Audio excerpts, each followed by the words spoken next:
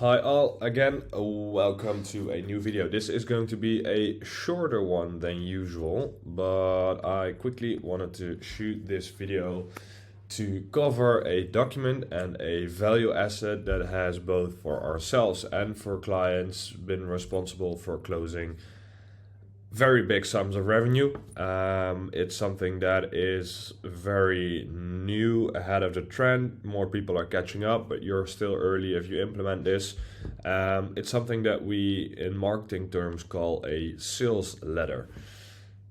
This asset plays a very big role in both your sales and marketing process. What you need to sales and marketing is the same, but marketing is just sales at a bigger scale. That's how we view those two elements. I know people will disagree with me, but our results are good. I'm confident in what we do, so I'm not going to debate with someone on our views for now. Maybe that will change in the future, but always open to improvements. But this document is a very big leverage point within those two processes. You kind of need to view the sales process as like a thermometer where someone starts at zero and you gradually need to warm people up, and to get them to that top level you need contact time with people. And of course at the top, let's say zero is they don't know you, at the top they will buy you.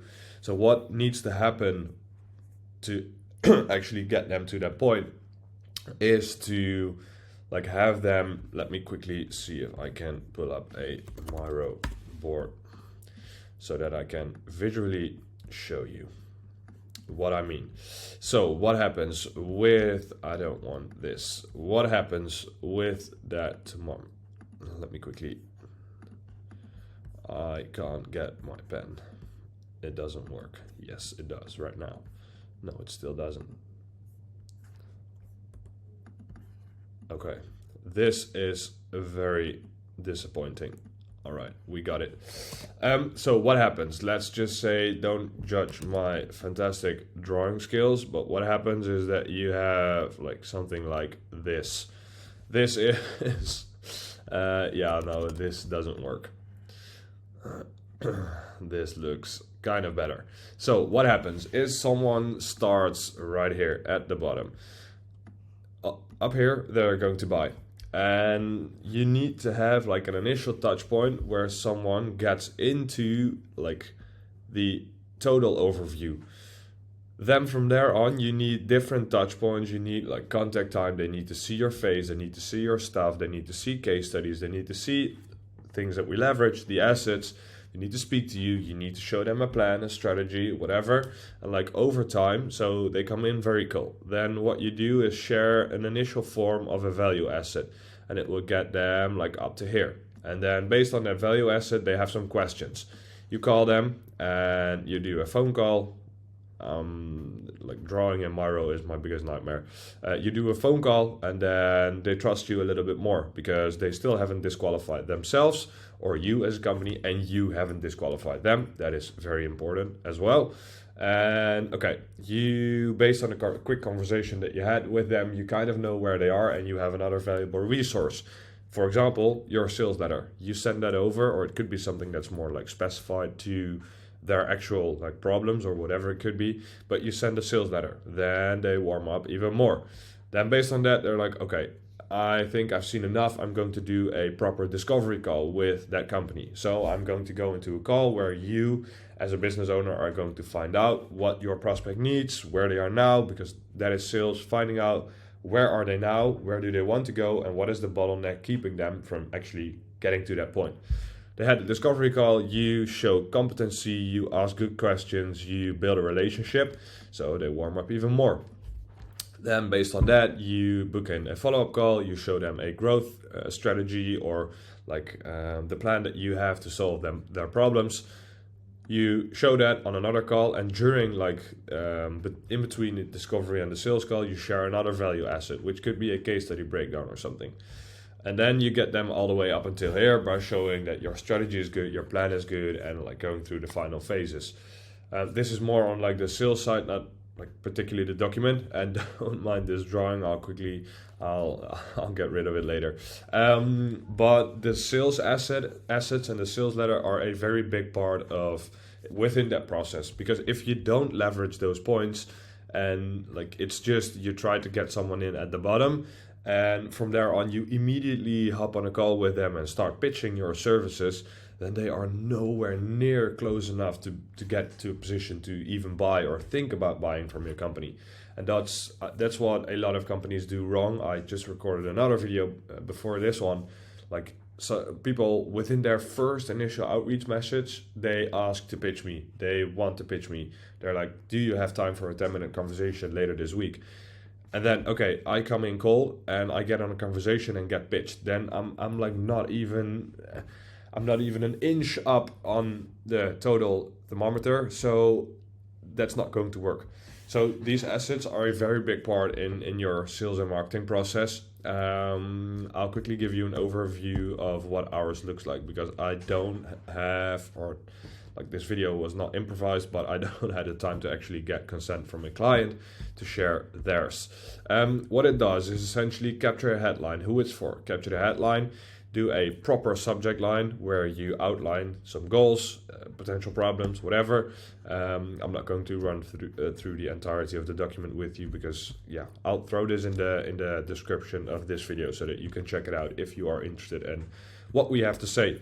Who is this for? Actually call out people that are like the people that you are trying to target. What have we discovered? Stuff that we've seen based on our experience working with clients. Why don't past solutions work? Why, like, what is the old way of doing stuff and why doesn't that work? Throw in some social proof, more social proof, partner results, more social proof, more.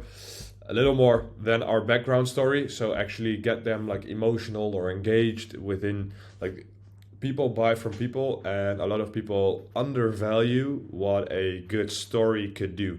It could be like, if you compete on price, for example, which we don't advise, premium pricing alone, like raise your prices, back it up with like cases, showing competency, whatever. But let's say everything is the same and one business has a very good background story on why they started, what got them to this point, like what have they tried, whatever. People will buy from that business, like 90%. I'm confident in that, because you, like, as someone who reads this, you buy into the story, like you match with these people. And if you don't match with what you see in here, then it could be that you are not a good fit for that company. Because a lot of people say that long form doesn't work anymore, which I don't agree with. Long form, like, split up your market in like batches of 95 and 5%. Long form doesn't work for that 95% of the market, but that 95% are people that were never going to buy from your company, people that don't fit your values, don't fit your principles, don't fit your like mechanism or framework that you deliver to your clients. So you could do like shorter content, short form content, or stuff that hits a bigger part of that 95%, but it only hits at like 50% of what it should do. Then you have like some content that will hit a big target audience, but it will not hit in a way where you actually get them to buy.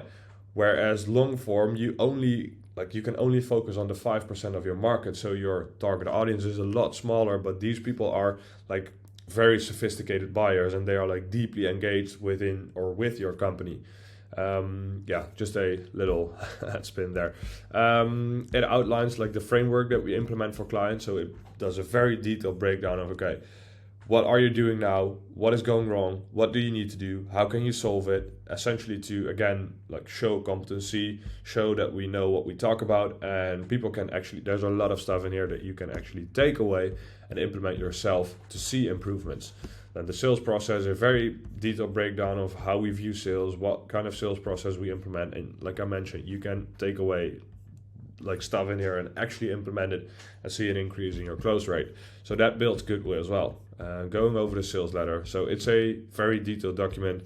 And like overall, this works so well. We are kind of seeing a trend where this combined with like more one-page mini sales letters, we call them that, is a very killer combination.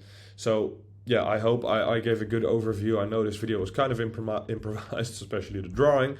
But yeah, I hope I gave you a good overview of what a sales letter looks like, what the importance of it is, and I'll throw, like I mentioned earlier, throw the link into the description of the channel. So feel free to check ours out if you're interested in what is the exact breakdown of this. So I hope you got any value from this video. Looking forward to seeing you in the next one. Thank you.